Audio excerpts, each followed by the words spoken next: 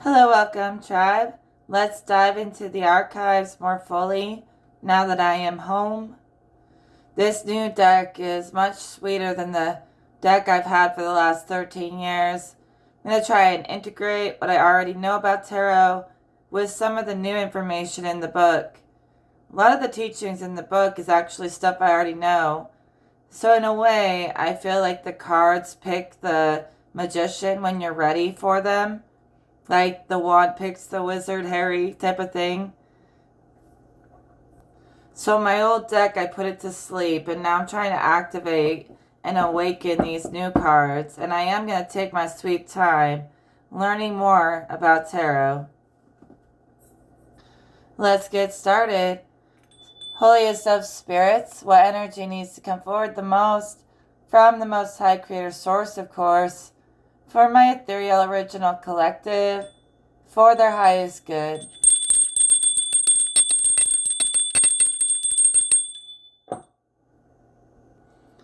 You have been working in realms of the unknown, like the subconscious and the unconscious, a lot.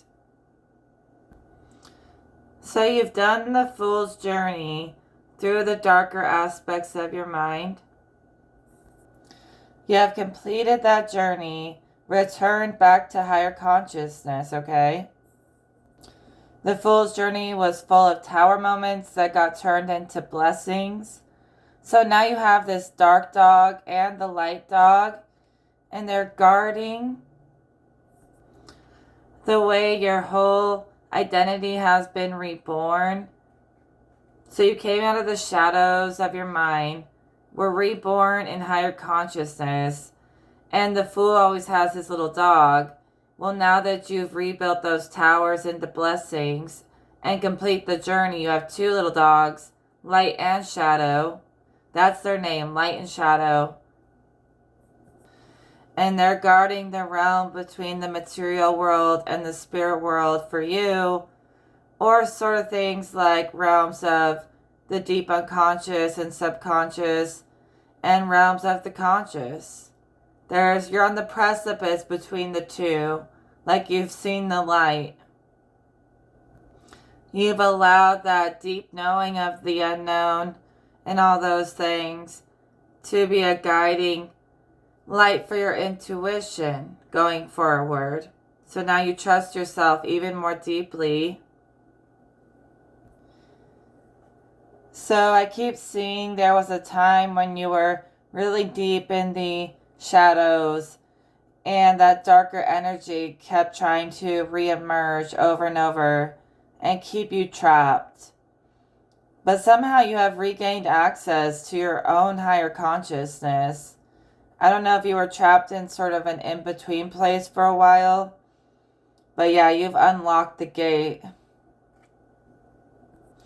And Spirit says, you are not a servant to light or shadow. Light and shadow is supposed to serve you.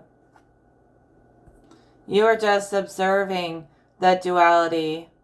You're not bound to it. So you were kind of inexperienced with these darker realms for a while. I mean, everyone starts out at the beginning, right? But apparently with the Star card, you have alchemized this unknown energy. I keep seeing like this lunar energy, showing someone visions and telling them channelings of their darker self that were kind of intense and scary. It almost felt like the sunlight was gone. The sunlight is associated in my mind with the expressive consciousness, higher consciousness, while the moonlight is more internal, subconscious, and unconscious. So it was like the outer world, you couldn't see it fully. You were really internal, and you were seeing yourself very deeply, all the hidden sides of yourself. And you were doing it kind of naively, like the fool. But you conquered it. You defeated it. All your demons now bow down to you. Even the light bows down to you. Like there's a lot of emphasis on that from Spirit. So you transformed all that deep internal programming Some of that can be ego. You transformed it into an ascended soul self.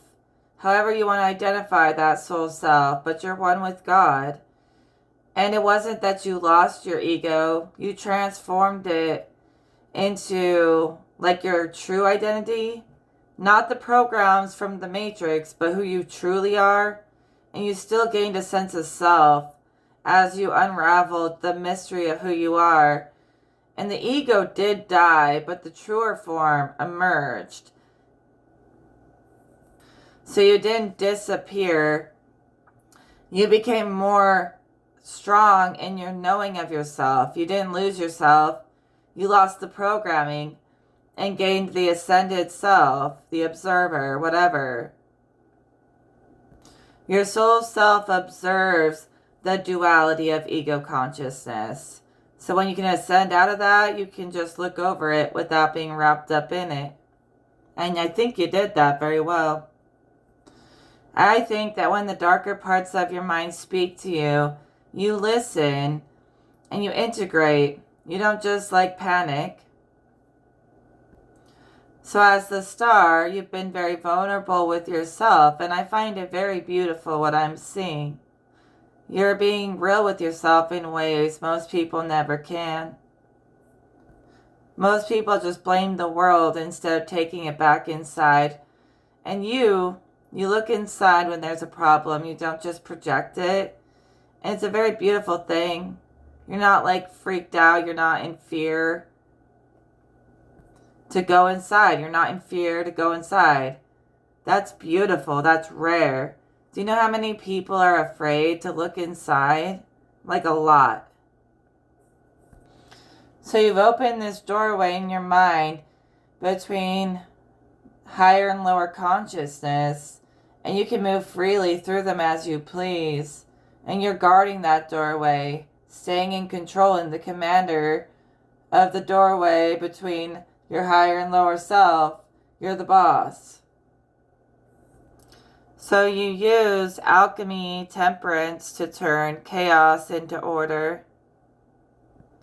And really you aligned with a place with God where everything is already in order. So basically you just aligned it, snapped that order back into place.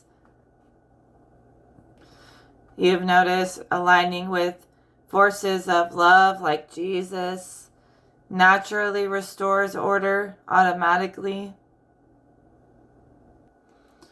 So this long process you went through, you emerged into the higher realms with a nakedness as the star, meaning that you feel like many mysteries are now very obvious, okay? So the mysteries of yourself, the mysteries of all things have become more and more obvious to you. And that's because you've been making it like plain within yourself. And the universe is reflecting that back to you. So you've been coming to the universe as you are with no disguises.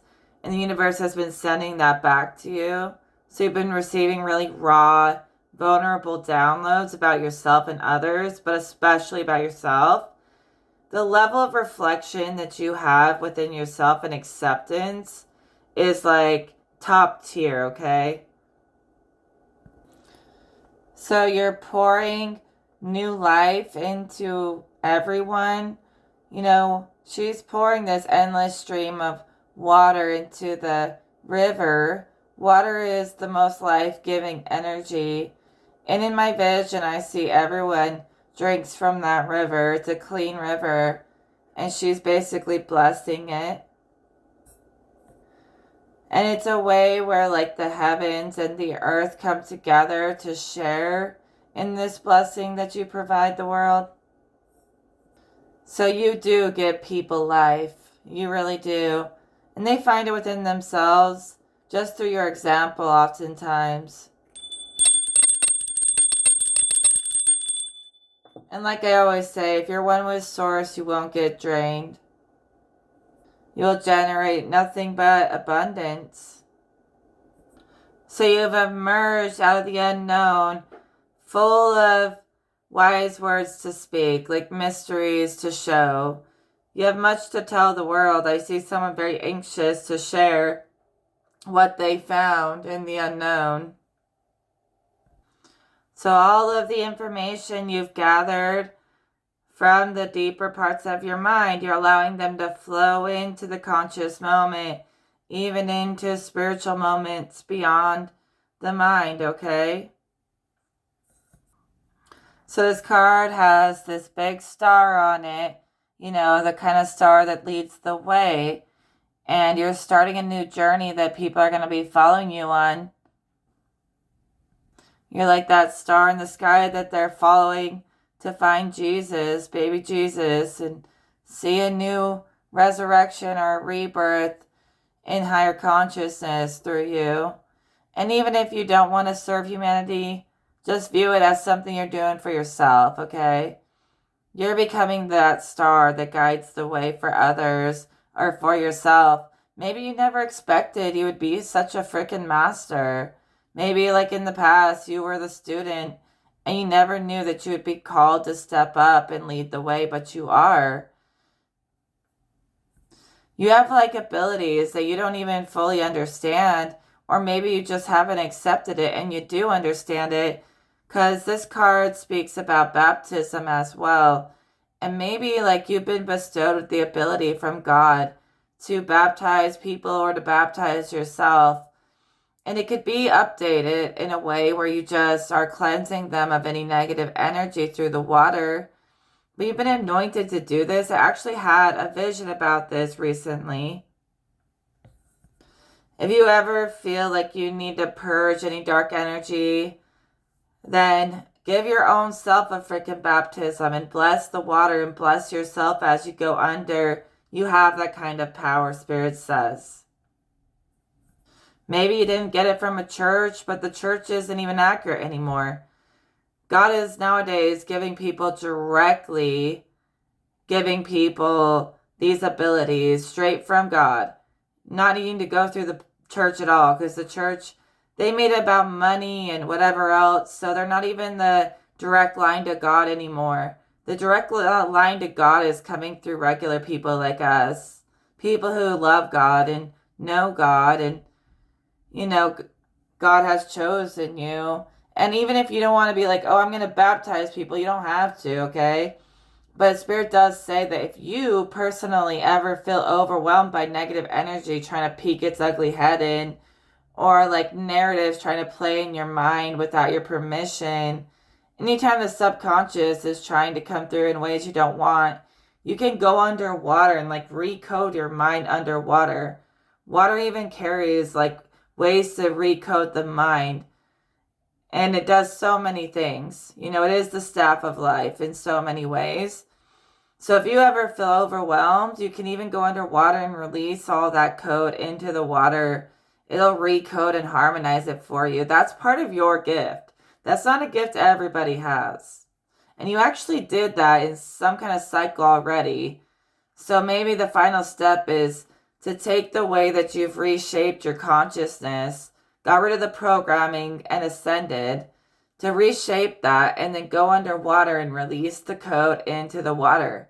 This is your natural gift. It's okay to do it. You're not harming anybody. So ascending is continuously upgrading until you reach your highest embodiment and alignment. That alignment, it always exists. We just have to get on that channel. We have to be a vibrational match. So when I speak of ascension, it's really kind of a becoming of your soul self, who you really are. So it always exists. You're not missing anything. But there are levels of ascension, even beyond this life, that I think people need to understand. Some people will become like stars written in the sky. If they're the heroes like Hercules, I see them being thrown into the stars or turned into planets, or even whole realms and dimensions, or even different elements. I mean, you really don't know what you will become in the next life. If you become formless enough to get beyond the human world, you can become planetary bodies and spiritual bodies. You don't have to be in a human body. But this is about the learning journey to discover where you want to be on that infinite timeline. So in the next life, you will know, with full awareness, you will know what you want to be. And you do get to choose your afterlife, okay? So when I speak of ascension, I'm actually planning on going to a spiritual ethereal planet. It's a purple planet. It's somewhere in between mind and spirit.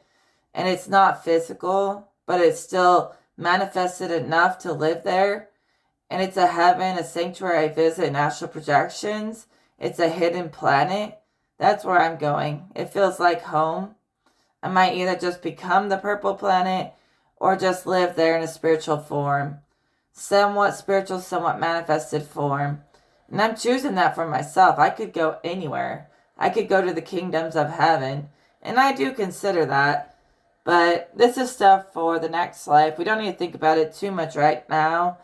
But I'm just saying ascension is just improving upon your embodiment and aligning to your highest embodiment. And it's very real. So don't let anyone gaslight you out of thinking it's not real. It is real. You guys came from stardust. You will become even greater than just a star. Like even right now in this life, you're a guiding star in your everyday, in every moment. And you're claiming the presence that you emit as a guiding star. And you're already stardust. So I think when you ascend, you're going to become like whole planets and realms and things beyond comprehension right now, but they will happen. Call me crazy, but I've seen it every day of my life. I've seen it. You know, those planets, those constellations, all that stuff, the whole universe, the whole galaxy, the whole multiverse, other galaxies, they all have their own consciousness. They are aware. So planets and different bodies of information are alive and aware. So you can take on those forms. And some of them have lived like human lives and ascended into the stars. Or they started in the stars and they descended. They reflected into many other aspects and then they ascended again, just like we do. We reflect these ascended forms into many different aspects of the whole, and then we reintegrate back through all those character aspects back to our original self, and then we ascend again into our highest embodiment, which is way greater than any of those aspects. It only experiences those aspects to basically choose a timeline or an embodiment for the future. So you will limit yourself, explore many avenues, just to have the full knowing of the future choice you want to make and the future timeline you want to inhabit, wherever that may be, okay? I know some people are saying I'm crazy, but those constellations are aware and they're interacting with us as if they're an entity, not just stars and planets.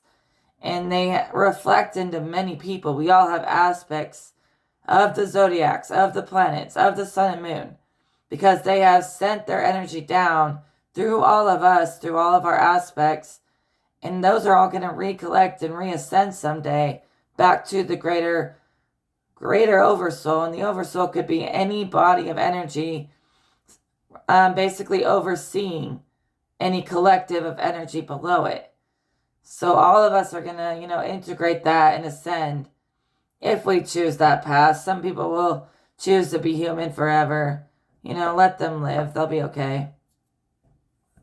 To have the mastery to look over whole collectives of people and how they're moving, you have to have experienced all those possible avenues and risen out of it to be able to be an overseer over it. So that's the whole integration of the journey that you've went on. Some of you already are ascending to be connected with planets. Like I see someone talking to Saturn, talking to Neptune, whatever, all the planets. They have their people too, their interpreters. And when you even ascend, even in a physical form, you're reaching the planets. And once you get beyond the universe, you'll reach the heavens. And then it will all start to work together as one. And you will be the center, the interpreter, that star, that guiding light between them all. That's what you already are. You're not missing anything.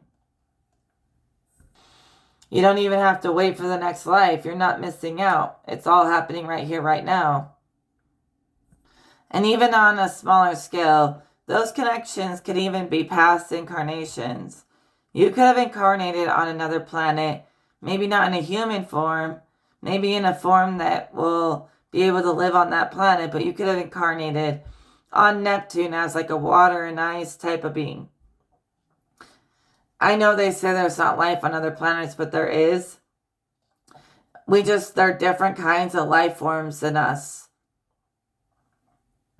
Some of us have come from planets very close by. You don't have to go all the way to the Pleiadians or whatever. You have incarnated on planets close by, too. I think it's a lie that there's no life. Either that or they can't measure it. But there is some kind of life form on these planets. It's just very different than Earth's life. So the way you have alchemized your ego has made you the embodiment of the star right now. And it's only up from here. It's only going to get better from here. And it's so beautiful. It is. Just to know that the lessons are unlimited and you can handle it. Not only handle it, but you're going to master, you're going to thrive, and you're going to love learning. Fall in love with learning about everything beyond you just as much as everything inside you, because they are like one. As a resolution for your energy, I pulled the Eight of Swords. I'm going to read a little bit from the book. It says that the 8 represents perfect symmetry and balance. The symbol 8 also demonstrates indestructibility, in that no matter at which point we start to draw it, we always end up where we started. Like the symbol for 0, it has no end and no beginning, and therefore stands as the symbol for eternity. That's the energy I'm feeling from you going forward. So you have the ability, strong potential right now, to overcome anything that earthly life can throw at you. Let's be honest, you always have that favor. You seem to be very acutely aware of the connection between spirit and physical. It says that in here as well. The tarot represents a pictorial map of the inner world, and the number 8 provides us with a particular opportunity to reflect upon whether there is a spiritual dimension to our existence, or whether we are simply material accidents in a meaningless universe. The number 8 reminds us that we should answer this question not just through reason and external study, but through deeply felt inner experience. After all, we are who we are, and thus the answer to our own question. So you are the answer to your own question. You could focus on what the world tells you all day long, all that ego programming, but listen to what your internal world tells you, because that's like, you got to live with yourself every day. You got to accept yourself for who you really are. And even if the world denies your truth, you can't deny yourself of your truth that you know inside. That's something to contemplate.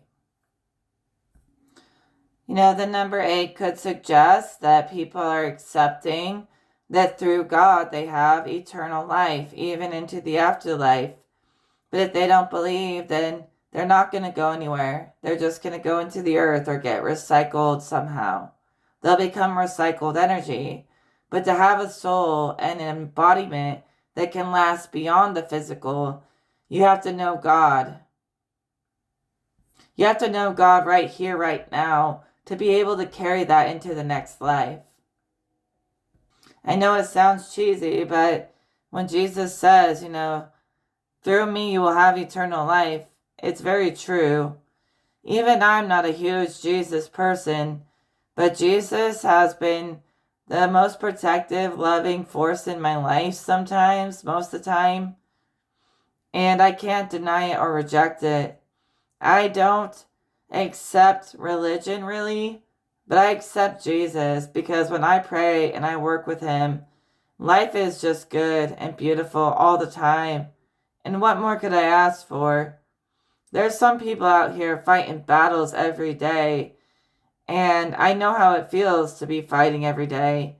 And the fact that I don't have to feel that way anymore because of working with Jesus, it works better than anything else I've ever tried. It just maintains order and peace for me. So I'm going to accept that for what it has shown me. Even if I want to deny it and deny religion, I can't deny Jesus because it has worked in my life in a way that has saved me from my own darker mind and brought me and restored peace to my life and brought me to the light. And I can't deny that even if I wanted to. So I think that card speaks to that kind of energy a little bit. So don't make yourself small. Be open to what your own perspective has proven to you. And that will establish balance, symmetry, all that stuff you like to see. So with the Ace of Swords, clarifying that you have the power to either create or destroy even realities and timelines and perspectives. And the standard that you hold your reality to and your mind to will manifest into your reality. I swear, like to the T, every single one of those thoughts are going to manifest in some way. Even if it's just through a feeling.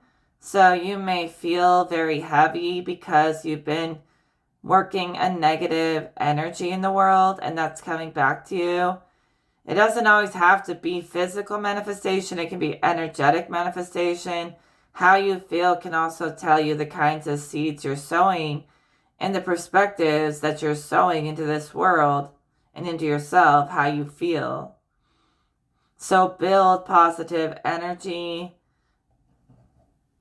No, build your truth. I'm not even kidding you. Build your truth and you will feel that way, like you step into your own truth every single day and it's perfectly catered just to you. No one else can have what you have in this life. You're going to have a reality that is catered perfectly to your being. It matches you perfectly. All you got to do is be open to receive it.